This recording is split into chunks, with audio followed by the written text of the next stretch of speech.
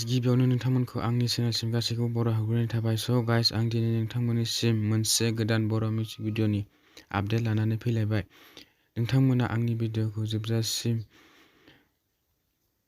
नायलाङो। नोंथांमोना आंनि भिडिअ'खौ स्किप खालामालासिनो जोबजासिम नायलाङो। बिथांमोना बे एलबामखौ रिलिज खालामबाय। बे भिडिअ'नि लिंकखौ डिसक्रिपशन बक्सआव होनानै दोनदों। नोंथांमोना नायनो हागोन। भिडिअ'खौ नायखांबायबा माबायदि मोनदों कमेन्ट खालाम आरो बेफोरबायदि भिडिअ'खौ नायनो मोजां मोनोब्ला आंनि चेनेलखौबो साबस्क्राइब खालामना लानो हागोन। मानोना आं बेबायदिनो बर' फिल्म आरो बर' मिउजिक भिडिअ'नि सोमोन्दै निउस लानानै फैयो।